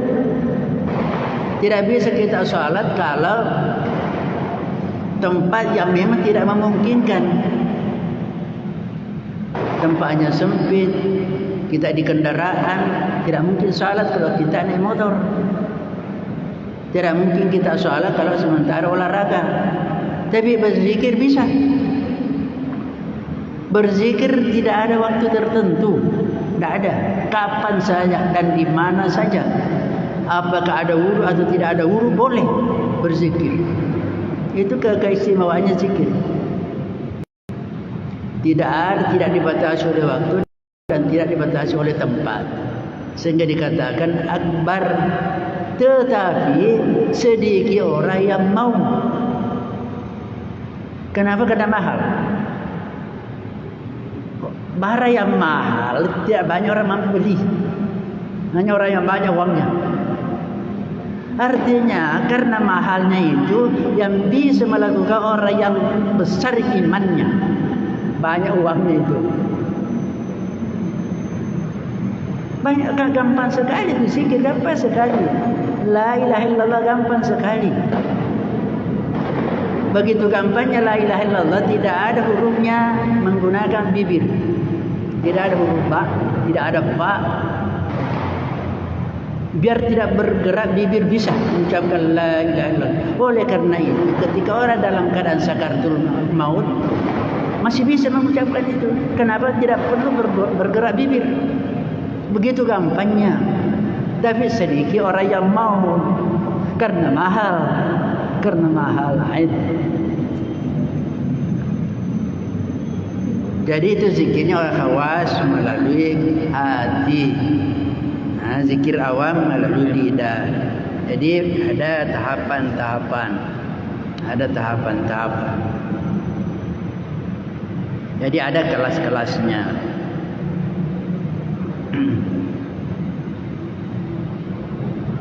Qalu wa laysa lil musafiri ila Allah fi suluki anfa'u min adh-dhikril mufrad al-qati min al-afidatil aghyarah wa huwa Allah. Wa qad warra fi haqiqati adh-dhikri wa tajalliyatihi ma la yafhamu illa ahluz zawq. Bagi seseorang melakukan perjalanan menuju Allah, tidak ada yang lebih bermanfaat dibanding daripada menggunakan zikir al-mufrad. Tidak ada zikir yang lebih bermanfaat bagi seorang penempuh jalan menuju Allah daripada zikir al-mufrad yang bisa memotong atau mengkanter pengaruh-pengaruh alam ini dari dalam hatinya. Saja lu bicara. Ini hati kita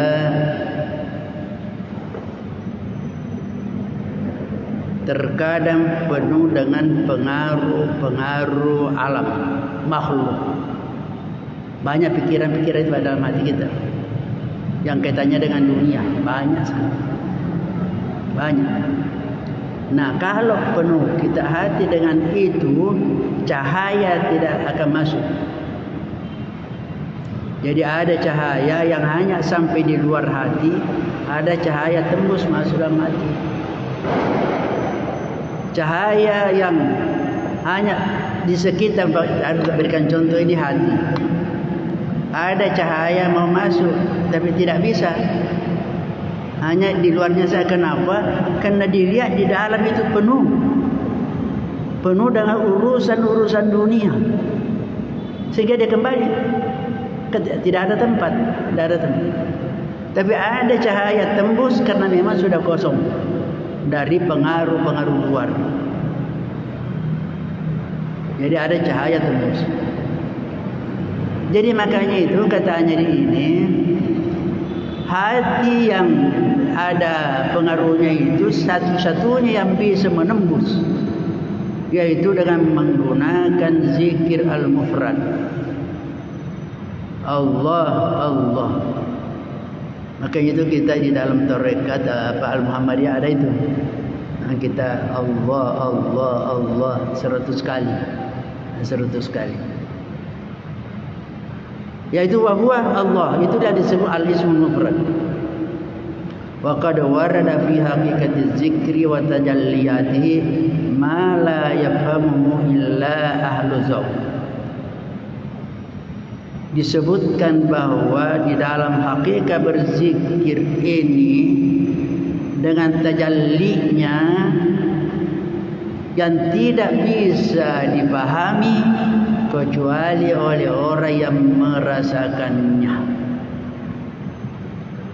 Jadi hakikat zikir Allah itu kemudian ada namanya tajallinya. Kita tajalli itu kan apa? Anugerah-anugerahnya Allah, yaitu sulit dipahami kecuali oleh orang yang merasakannya. Artinya meskipun diceritakan, disampaikan, dijelaskan melalui mulut, melalui penjelasan tidak akan dipahami kecuali oleh orang yang merasakan. Kan itu ada namanya rasa.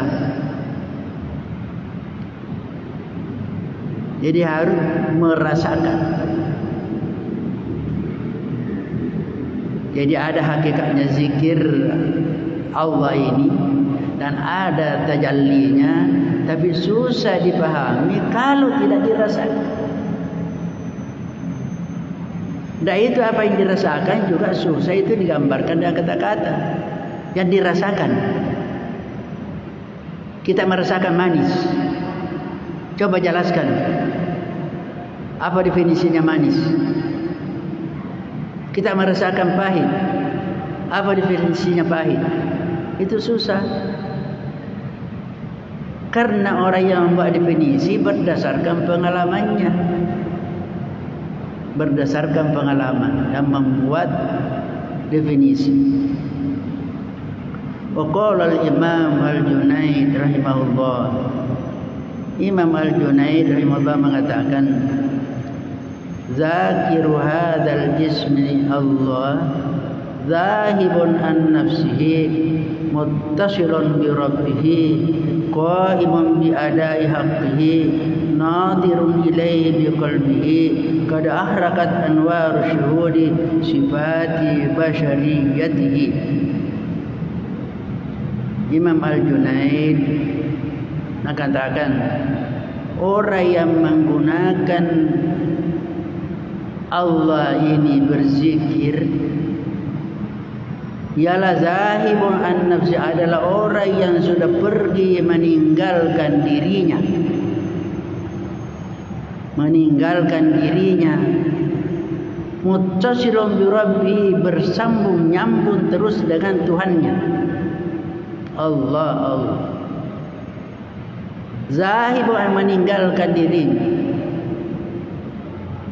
Muttasilun bi rabbi, senantiasa selalu bersambung, berhubungan dengan Tuhannya, dengan Allah. Qaimun bi adai haqqi, ia melakukan, senantiasa melaksanakan, menunaikan hak Tuhannya. Hak Tuhannya. Apa itu haknya Allah untuk kita berzikir kepadanya? Nadhiru ilaihi biqalbi, senantiasanya memandang kepada Allah melalui hatinya. Qad ahrakat anwar syuhudi sifati basyariyatihi, cahaya-cahaya penyaksiannya itu membakar sifat-sifat kemanusiaannya. Kita sebagai manusia punya sifat-sifat kemanusiaan, kebiasaan-kebiasaan sebagai manusia. Nah, kalau ia sudah mencapai tingkatan ini, dikatakan cahaya penyaksiannya itu membakar sifat-sifat kemanusiaannya. Artinya sifat kemanusiaannya sudah hilang karena hangus, maka yang ada bisa menjadi sifat-sifat malaikat padanya,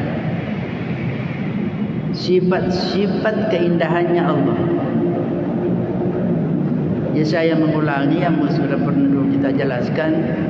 Sifatnya Allah ada 3 macam. Ada namanya sifat jalal, ada sifat jamal, ada sifat kamal. Sifat jalal, sifat keagungannya Allah, kebesarannya Allah, keperkasaannya Allah, itu sifat al-jalal. Sedangkan sifat al-jamal, sifat keindahannya Allah, sifat kelembutannya Allah, sifat maha kekasihnya Allah. Sedangkan sifat al-kamal, sifat kesempurnaannya Allah. Yang mana disebut sifat al-jalal? Ada namanya Allah al-jabbar, yang maha memaksa, al-qahhar, al-muntaqim, ad-darru. Yaitu sifat itu yang disebut sifat-sifat jalal. Al-muizzu, yang maha perkasa, al-muzillu. Kemudian ada sifat jamal, sifat keindahannya Allah apa? Ar-Rahman, Ar-Rahim, Ar-Rauf, As-Sabur, Asy-Syakur.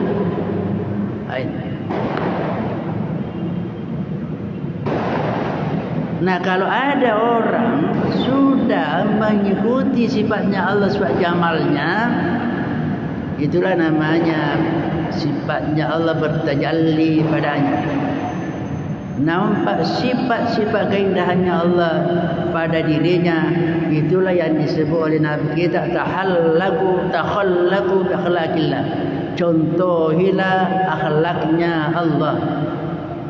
Akhlaknya Allah maha pengasih, maha pemurah, al-karim, maha penyantun, maha sabar, maha bersyukur. Itu sifat jamalnya Allah. Tapi jangan kita mencontohi sifat jalalnya Allah, karena hanya Allah saja boleh. Al-Kabir, Allah Al-Kabir. Al-Mutakabbir, Allah yang Al-Mutakabbir, yang berbesar diri. Allah yang kalau kita artikan bahasa sombong, hanya Allah boleh. Takabur, kita tidak boleh. Karena itu sifat jalalnya Allah. Nah, apa sifat kamalnya Allah, sifat kesempurnaannya Allah? Laisa kamitslihi syai'un. Tidak ada sesuatu pun yang sama dengan Allah. Tidak ada. Kullu ma yakhtur bi balika fallahu laisa kadzalika. Apapun yang terbetik dalam ingatan, dalam pikiran kita tentang Allah, gambar Allah, Allah tidak demikian. Nah, itu. Karena pasti kita ini punya konsep tentang Allah. Karena ketika kita menyebutkan sesuatu pasti ada bayangan, membayangkan. Jangankan Allah, umpamanya kita diceritakan oleh seseorang tentang sosok seorang manusia, pasti kita oh begini. Tapi belum tentu sama. Belum tentu sama. Sama ketika orang menceritakan suatu tempat yang pernah dia datangi, kita tidak pernah datang, dia cerita, kita membayangkan, oh begini. Ternyata ketika kita juga datang tidak sama yang kita bayangkan. Dan kita ini punya konsep semua. dalam pikiran kita tentang Allah. Pasti ada. Karena besar, begini. Nah, supaya tidak tinggal di dalam pikiran kita, kita mengatakan semua yang terbetik di dalam hati kita, kita bayangkan Allahu laisa kadzalika, Allah tidak demikian. Maka amanlah kita. Laisa kamitslihi syai', tidak ada sesuatu yang sama. Kamitslihi dalam bahasa Arab, kaf itu huruf tasbih namanya, huruf untuk menyerupakan. Mislo juga menyerupakan. Kalau kita artikan, laisa, tidak ada yang sama-samanya. Samanya saja tidak ada, apalagi yang sama dengan, tidak ada yang sama-samanya. Dia agak bansana, tidak ada seperti itu kan? Tidak ada sama seperti itu. Laisa kamitslihi syai'.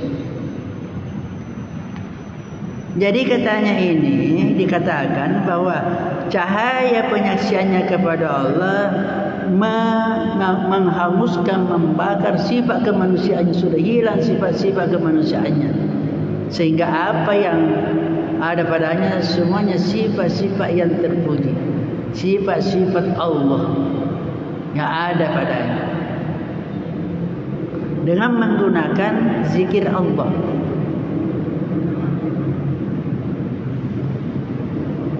Wa qala sayyidi Abul Abbas Al-Mursi rahimahullah, liyakun zikruka Allah.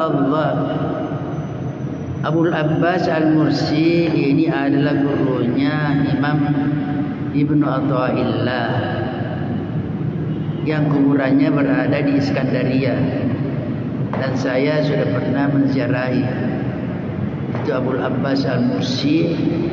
Tidak jauh kuburannya Al-Busiri, itu dikenal itu Al-Busiri, ahli syair yang ada di Barzanji, itu kubahan-kubahannya Al-Busiri namanya. Ini berdekatan. Apa kata Abu Abbas Al-Mursi? Liyakun zikruka Allah, hendaknya kamu menggunakan lafaz Allah untuk berzikir. Tapi ini hanya disampaikan kepada muridnya, bukan kepada orang umum. Fa inna hadzal isma sultanul asma, karena nama ini Allah itu adalah sultannya, penguasanya semua nama-nama Allah. 99 nama Asma Al-Husna. Tapi bukan hanya itu namanya Allah. Nama Allah ada sekitar 250 dalam Al-Quran dan dalam hadis. Tapi yang terbaik, terindah, Al-Husna 99. Kemudian yang menjadi ibaratkan presidennya, penguasanya, sultannya ialah Allah. Sehingga kata Allah, tidak boleh ada seorang pun mengambil nama baginya. Tidak boleh. Termasuk agama-agama lain, tidak ada boleh mengambil nama Allah. Kalau mau mengambil nama Allah, tambah Abdul. Tidak banyak Abdullah, Abdul Rahman, Abdul Rahim. Jadi disebut Sultanul Asma, pimpinannya, sultannya, nama-nama Allah yang lain. Walahu bisatun wa thamarah, dia mempunyai tempat hamparan dan ada buahnya. Bisat itu yang disebut bisat, ini semua tiga disebut bisat, hamparan. Hamparan untuk kita manfaatkan di situ. Al-bisat namanya itu. Jadi sesuatu yang dihamparkan, dibuka, itu bisat namanya. Makanya orang yang Allah luaskan rizkinya namanya bastur rizq. Bastur rizq. Dan juga punya buah ini, nama ini.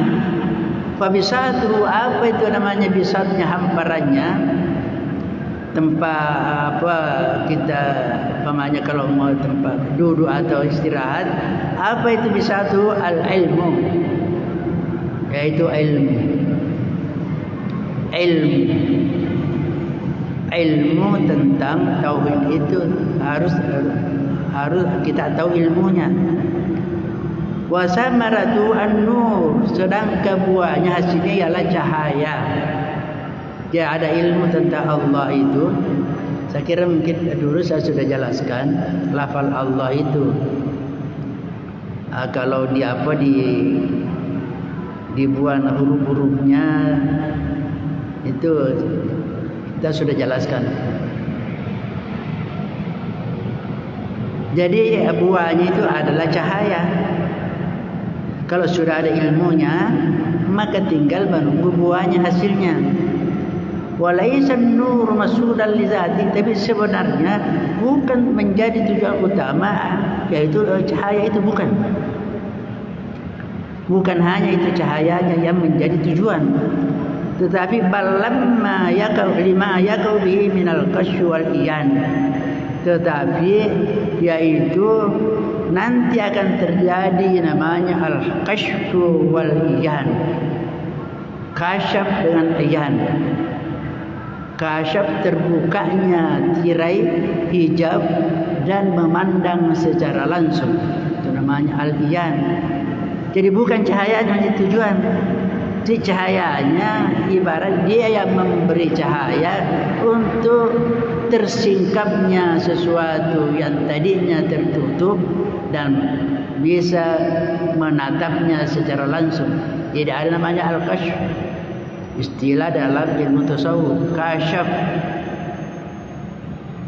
Kasyaf itu terungkapnya yang tadinya gaib sehingga bisa melihat yang gaib. Padahal dalam Al-Quran dikatakan la ya'lamul ghaiba illallah. Tidak ada yang mengetahui gaib kecuali Allah. Tetapi ada yang diberitahu oleh Allah, itu namanya kasyaf. Allah membukakan. Jadi itu namanya kasyaf. Al-iyan, melihat dengan mata hati. Jadi fayam bagi kesaru min zikri, maka seyogianya lah memperbanyak berzikir dengan menggunakan Allah. Wa ikhtiyaru wala sa'il adzkar, dan kalau perlu dipilih, dikhususkan zikir Allah ini daripada zikir yang lain. Ini menurut Abu Abbas Al-Mursi. Kenapa? Litadammunihi jami'a ma fi la ilaha illallah minal aqaidi wal ulumi wal adabi wal haqaiq. Karena pada lafal Allah itu sudah terhimpun di dalamnya makna la ilaha illallah. Apa terhimpun? Berkaitan dengan akidah. Akidah kan tidak ada sebesar Allah. Juga terkandung padanya ilmu, juga terkandung padanya adab-adab dan hakikat dan seterusnya. Jadi apa? Allah sudah terhimpun la ilaha illallah. La ilaha illallah. Karena la ilaha illallah disebut zikir nafi isbat. Nafi isbat. Kita mengatakan la ilaha itu nafi, meniadakan Tuhan yang lain. Illallah isbat, menetapkan banyak Allah lah yang disembah. Maka ketika baca Allah berarti itu kesimpulan dari sudah terkandung makna la ilaha illallah. Wa qala al-arif billahi ibn Ajibah. Ibnu Ajibah, masih ada waktu ya. Ibnu Ajibah menjelaskan, Ibnu Ajibah ini yang mensyarahi hikamnya Ibnu Athaillah, seorang juga sufi besar, wali besar, dengan bukunya Iqadul Himam fi Syarhil Hikam, tebal buku. Apa dia katakan? Fal ismul mufrad Allah Nama tunggalnya Allah yaitu Allah itu huwa sultanul asma wa huwa ismullahil azam. Itulah sultannya nama-nama Allah, dan itu pula disebut namanya Allah Al-Azam. Nama Allah yang paling agung. Nabi mengatakan Allah mempunyai nama yang Al-Azam. Siapa yang menggunakan meminta kepada Allah, Allah akan memenuhi permintaannya. Siapa yang menggunakan berdoa kepada Allah, Allah akan mengijabah doanya. Al-Ismul Azam. Tetapi Nabi tidak menyebut yang mana, sehingga para ulama berijtihad. Sehingga termasuk ini Abu Abbas Al-Mursi, Ibnu Ajibah mengatakan bahwa yang dimaksud Ismul Azam ialah Allah, ialah nama Allahu, itulah Ismul Azam. Wala yazalul muridu bi zikri bi lisanihi wa yatazza hatta yamtazija bi lahmihi wa damihi wa tasri anwaru fi kulliyati wa juz'iyati. Seorang murid yang senantiasa berzikir dengan lidahnya sehingga bergetar,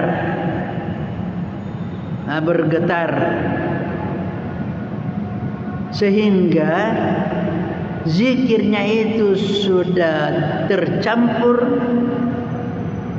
dagingnya dan darahnya, sudah menyatu.